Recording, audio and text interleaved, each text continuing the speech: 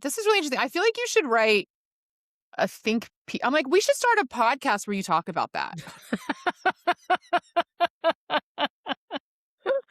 Oh, Because I'm like, wow, that's really interesting. You should like put that out there somewhere.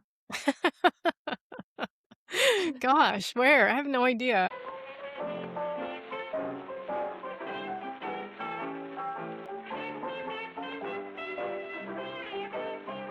Hi, welcome to The Girlfriend, the Sex Object, the Nag, the podcast. I am your co-host, Maria Shehata. I'm a comedian living in London. And I am Kat Rhinehart. I'm a writer, director, mom of two living in Los Angeles. Every week, one of us watches a film and tells the other about it, and we take a look at the female characters, usually from movies we grew up with or movies we love, sometimes modern movies. We see if they have an arc, and if they have a life, and if they have wants and dreams and aspirations. If they are human. Yeah. Hi, how's everything going? Really great. I just had an editing gig for a month, and that was wonderful. I was hoping I would get enough money to do Botox, but playing whack-a-mole with all our other bills, it doesn't look like that's in the Well, cards for you me. should just walk around with that light because you don't look like you need Botox at all.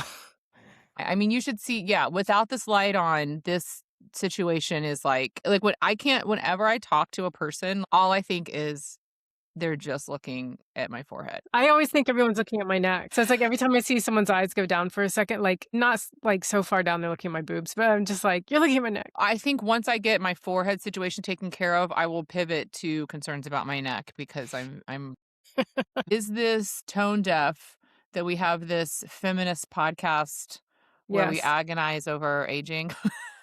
It's just the truth. It's just the truth. Well, this is why. See, this is why we need to analyze all these characters and what they've done to our brains because we feel like we don't add up if we have a wrinkle or if we age at all or something. Totally. But you know what's funny is like I honestly think I've been thinking about this a lot. I don't think my husband minds that I'm aging. He seems cool with it.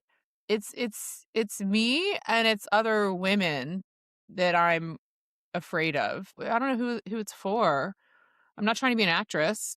Well, look, I'm taking an acting class. shut the front door. Yes. Let me just I am say this taking real quick. We have always been hard on please. ourselves because, we just found the footage from our last season of our podcast, or not our podcast, our web series we did 10 years ago. We The found last the footage season. and we posted it on YouTube. It's YouTube /MSOAI web series. Find it. It's good. But I just remember how fat I always felt, and we were always talking about losing weight and etc. And I'm like, we both look amazing. Yes. Then I remember being like, we should push this shoot out 1 week so I can lose 20 pounds. And we were so worried about our weight. But now I'm like, oh my God, we were so young. Like, what were we thinking? Yeah. So you're taking an acting class?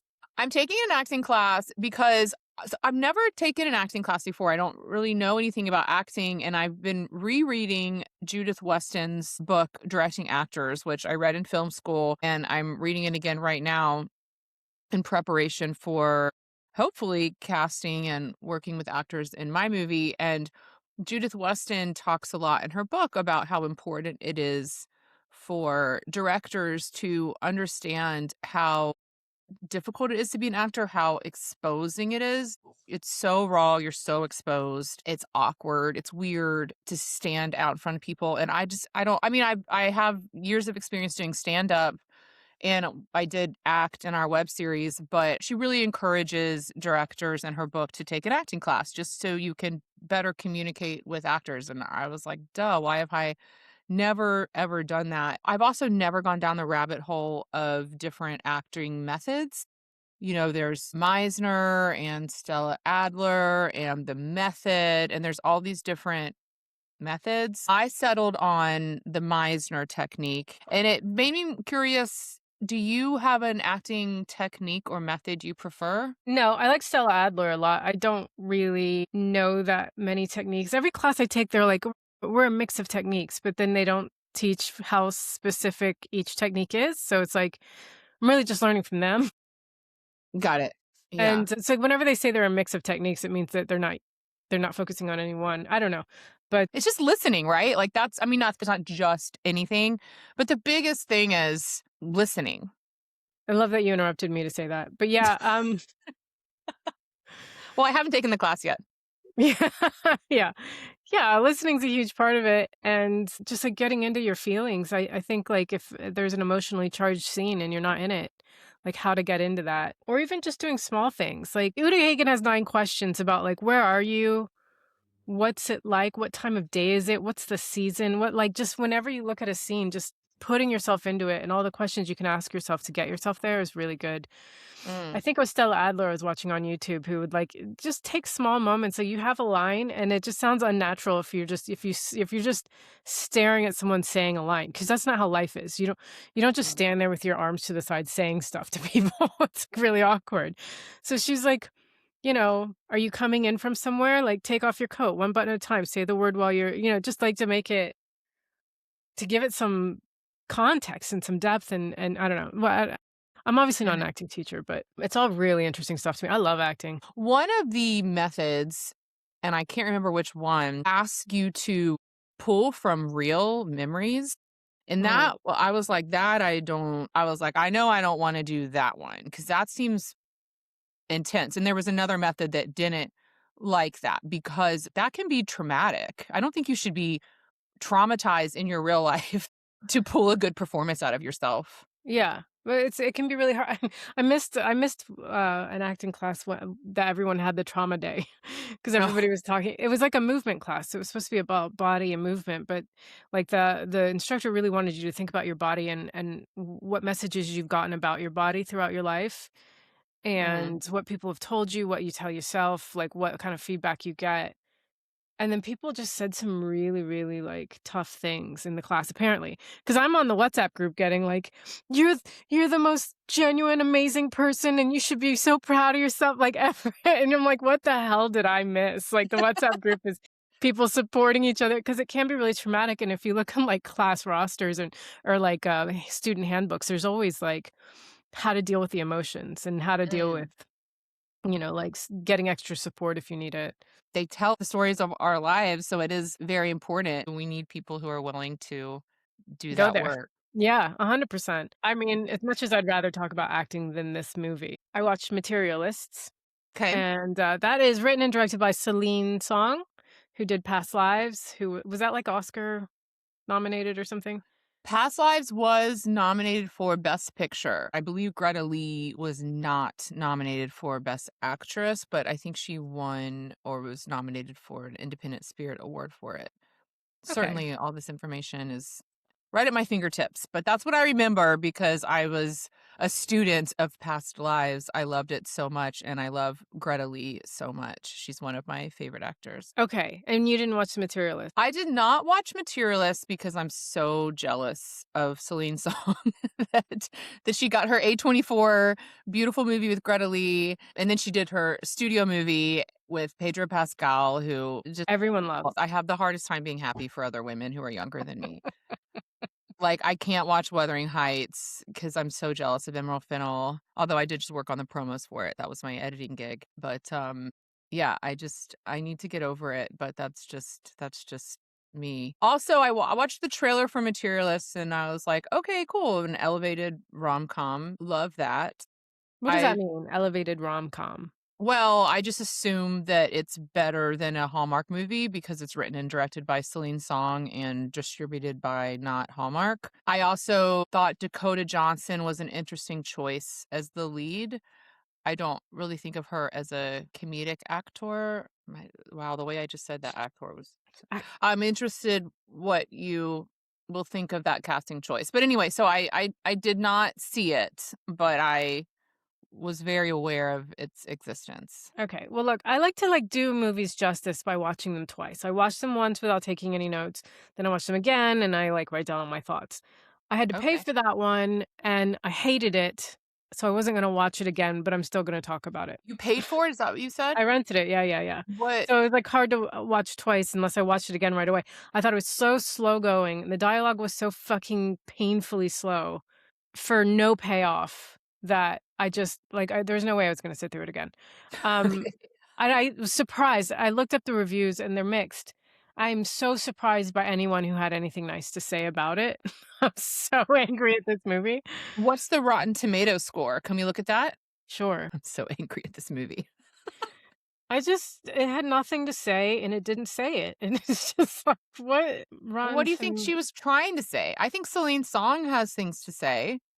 Maybe do you think maybe it got studio noted to death? Who's the studio? Wait, I need to look up the studio. I wonder if because Past Lives was A24 and I think it was her directorial debut, or at least like she had more. I would assume she had more control over Past Lives. Hang on, Materialists, Rotten Tomatoes, 77%. That's not bad, is it? That's not bad. Her And what's the letterbox is like 2.9.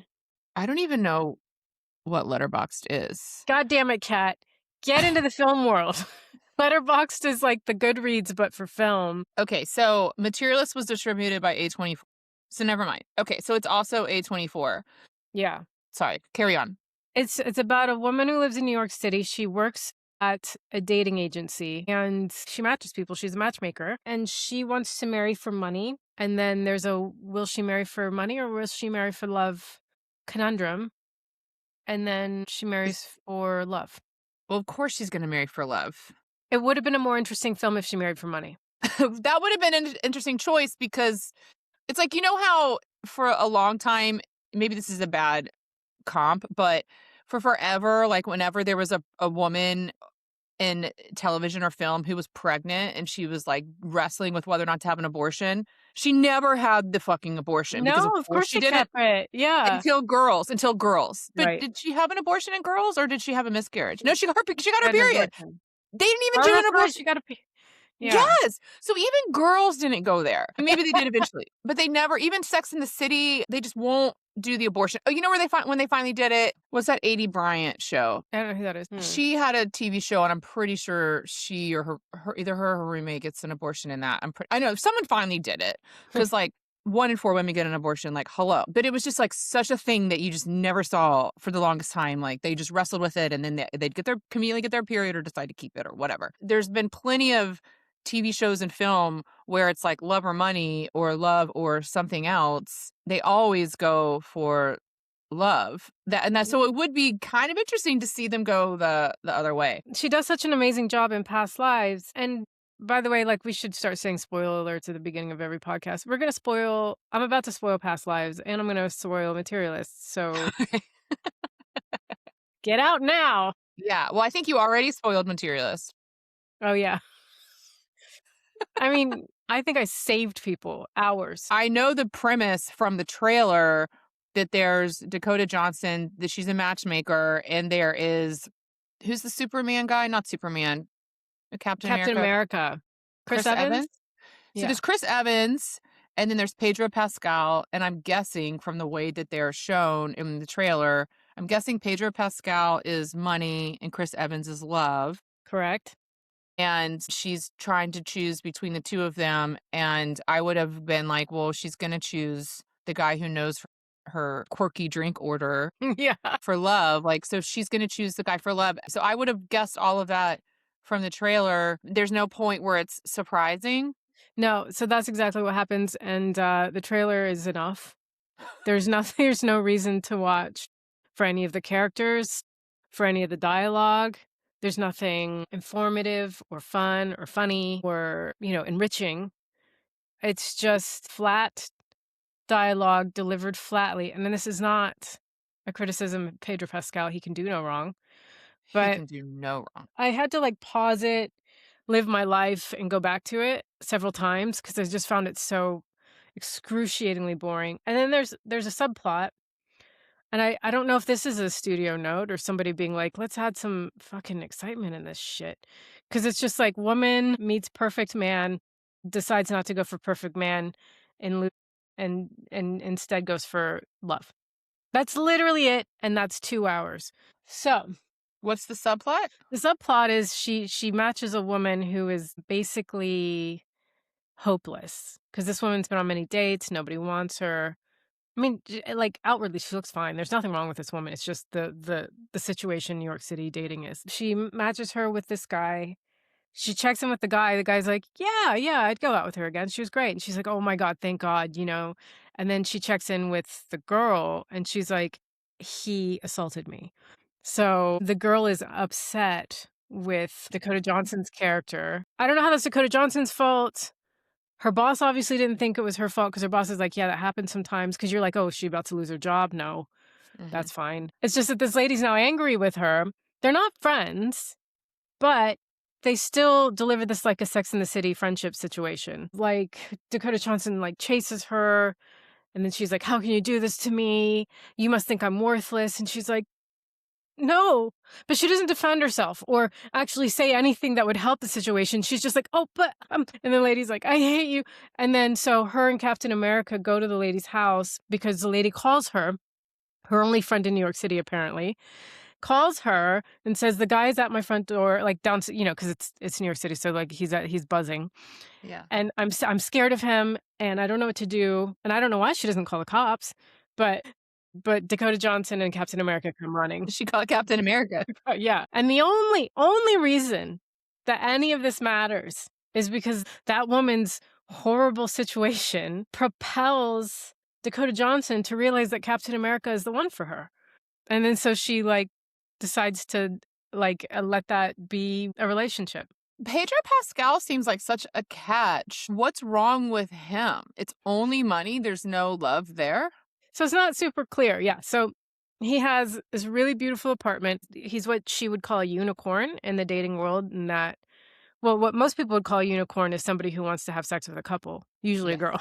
What she calls a unicorn is a rich, hot man who is single.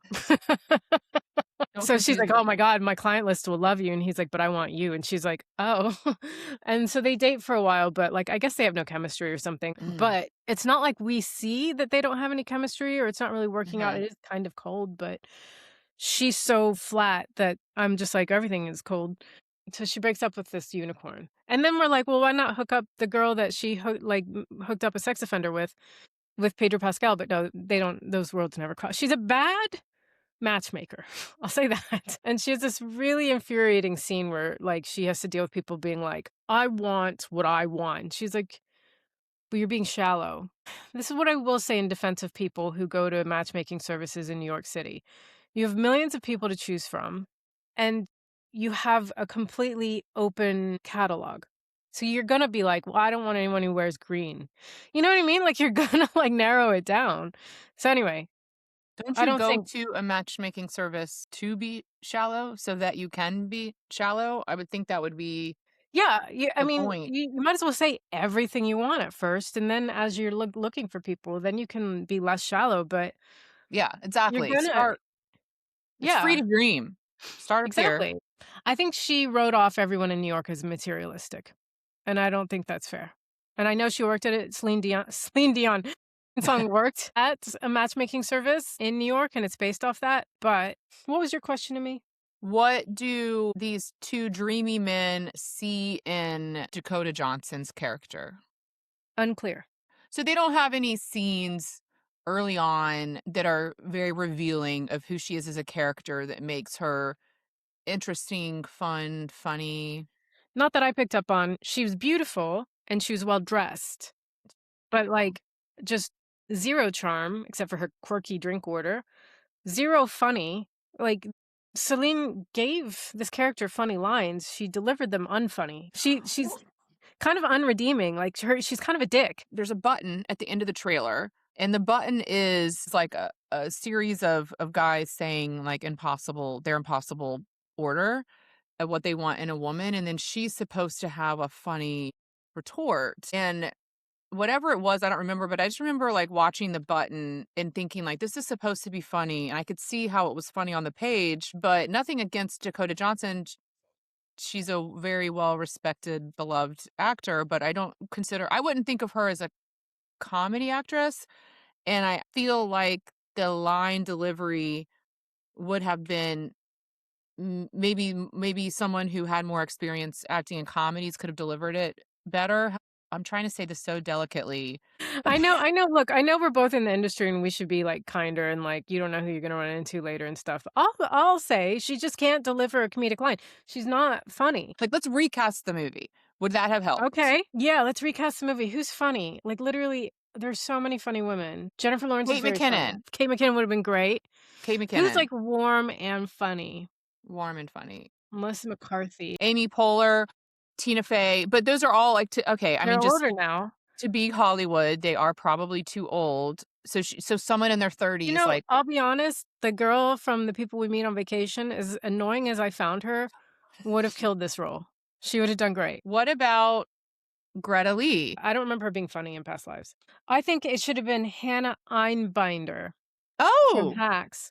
She would have been so I would have loved this movie so much if she was in it. Because she's you would get great. it. You would get it right away. Like, she's funny, she's beautiful, Mhm. she walks with, like, she's got confidence, she knows what she's doing, and she's a little bit, like, quirky and not like she'll undercut herself, but redeem it. And then I would have liked the movie a whole lot more. I didn't see what those two were seeing in this, in Dakota Johnson's character, other than she was beautiful. If you can get Dakota Johnson, you get Dakota Johnson. I'm curious how that casting went down. Look at the cast. Like, this cast is insane. Dakota Johnson, Chris Evans, Pedro Pascal. So they Yeah. obviously must have read the script and loved it. Yeah. I'm sure Pedro crushed it. I'm sure Captain America did his thing. Pedro was good. He was underutilized, I think. I don't know how they could have used him more. Look, for as much as charm as Pedro Pascal has, just on and off screen, like, because I've met him in person, I know. I just, I just, it wasn't enough, and I think it was just miscast. And I don't think Celine Song was saying enough. And what I think is missing, and I don't know why she did this, she should have cast an Asian actor and just had it have to do. She kind of blamed all of New York for being materialistic. I just know as like an Egyptian American, and both my parents are from Egypt, and I know I've had Korean American friends and usually ethnic minority families. I'm going to stereotype here, but I feel like I have the right to really put a lot of stock in what the person does for a living, what the economic situation is, and that is, I mean, like, my parents got married like based basically on facts. We're the same religion. And then, my dad had a good job and whatever. They come from a good family. We know the family can, and so it didn't matter. The love part didn't matter.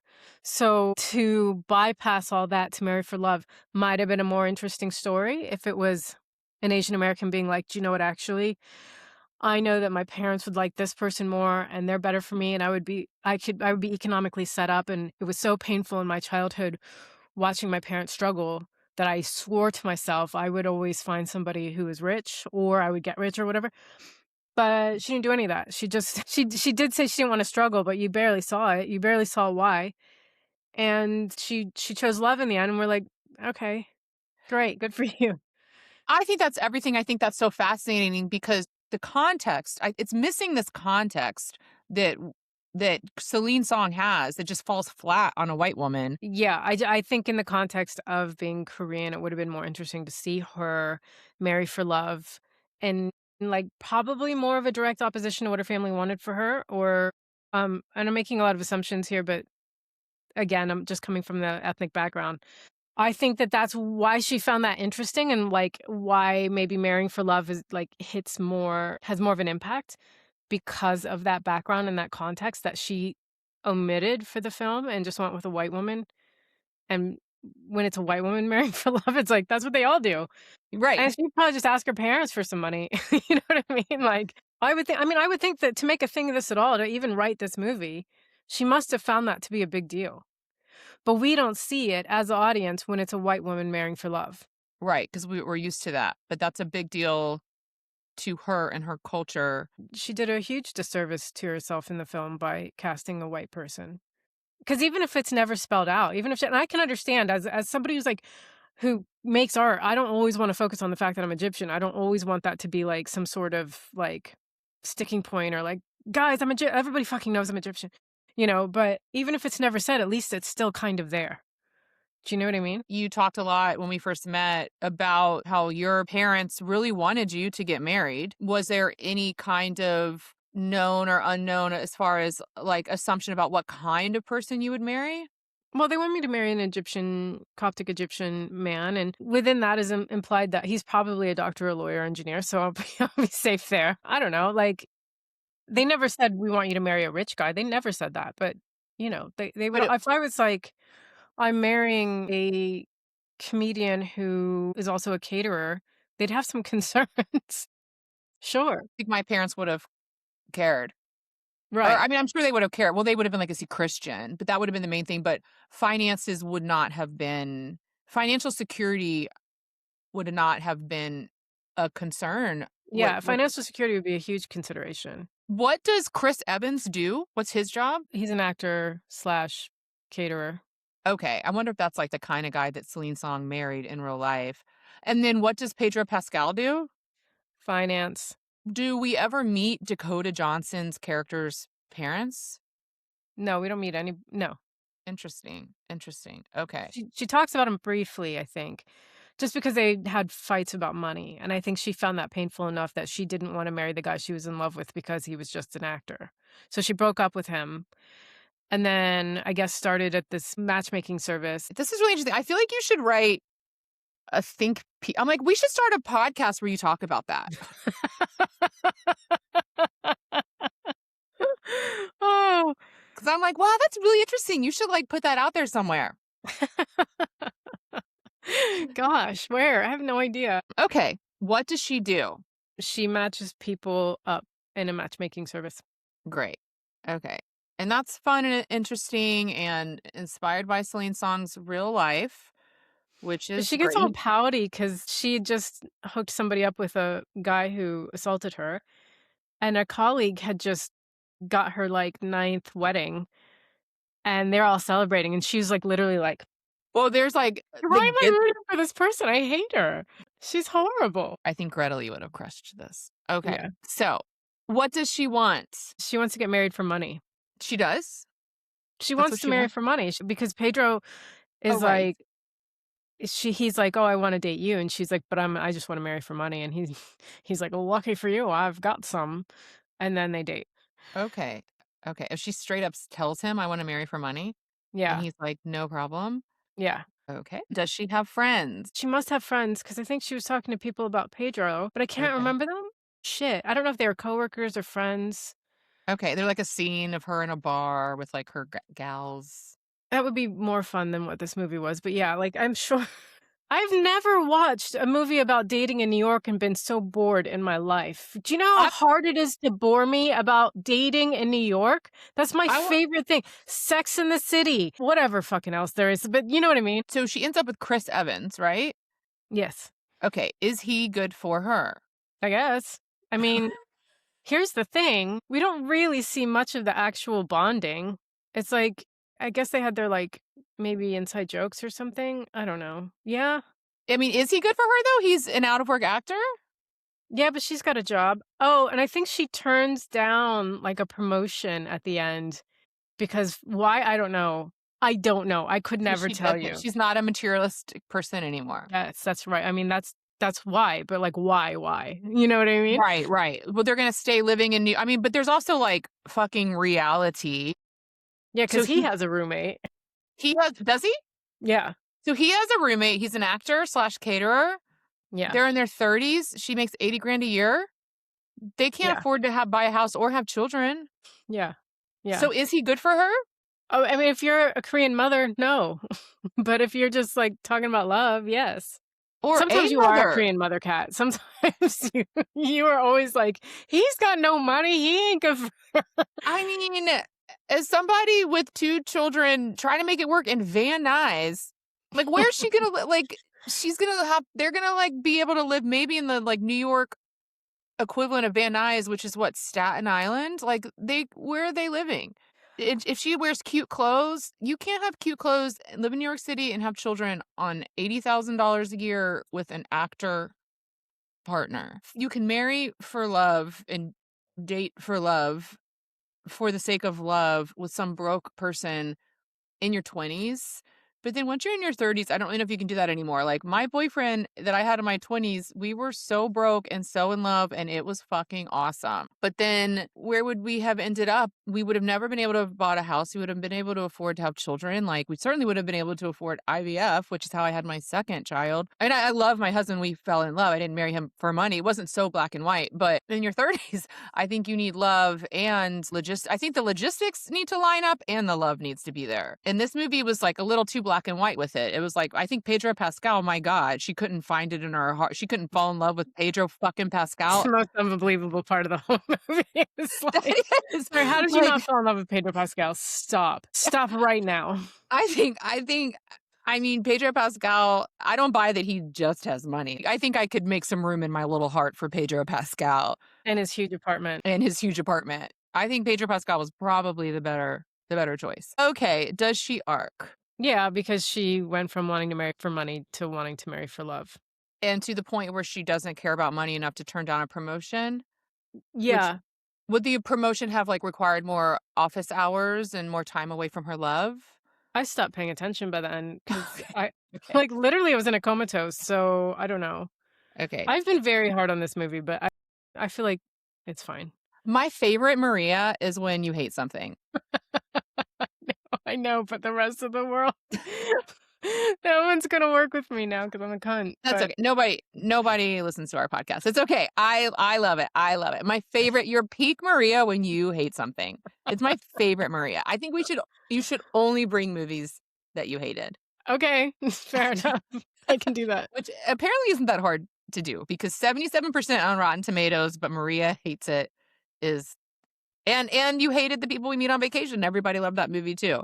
Yeah, I love it. I'm here. We should change the podcast name to Maria Hates This Movie. that's actually. That's actually a great. Can we change the name to Maria Hates This Movie? And then Why you don't we just tell just me have about it. it be Maria hates this, and then every week I tell you something I fucking hate. Maria hates this. I love it. I love it. That's everything. How would we do it? How would we do this movie? Yeah. I think we would have recast it. First of all, I would have cast Hannah Einbinder, Or an Asian and woman. oh, you're right. Yeah, sorry, I forgot about that. Oh, you know who I'd cast? The Asian woman from Hacks. Just say in the Hacks world. Like the one that was like, honey. I should know her name. Poppy Lou is who I would cast. Okay. Or Cherry Cola. Who's that? She's a Asian American actress, comedian. She's really funny. Cherry She was in. Cola? Sorry, my phone's just as old as I am. Isn't her name Cherry Cola? Wait, okay. Maybe it's Sherry Cola? Sherry Cola. Sorry. Cherry Cola. My phone's like, you mean the soda? I'm like, I think Cherry Cola. Okay, if she's funny, yeah. I understand that with casting, I'm dealing with that right now. Like you get the biggest name you can get, but I do think that because she has her name, she has her Oscar nom, she could have put up a little bit of a fight. I think if I got to thinking at all, it's that like I wouldn't want to make a thing of my heritage. It's not the story I want to tell, but I Mm. think she's completely discounting how much it's still involved. You can't just cut it out because it's like, why is it a big deal that this white woman married for love? But I get not wanting to like constantly fucking talk about being something else. I don't want to spend my life talking about being Egyptian. All right, let's end this. Let's end this. If you have anything to add to what we said today, you can email at us at thenagpod@gmail.com. You can also follow us on all the socials at thenagpod. Subscribe to us. Leave a review if you like us. And yeah, like our shit and just like help us get out there. And we also have a Ko-fi account if you want to like support us. And you know, just so we can sustain all the editing and fucking everything we do. So that's Ko-fi. Is it what ko-fi.com/thenagpod? I'm pretty sure that's how you find us. Cool. And thanks so much for listening. We'll see you next week. Bye guys. Thank you. Bye.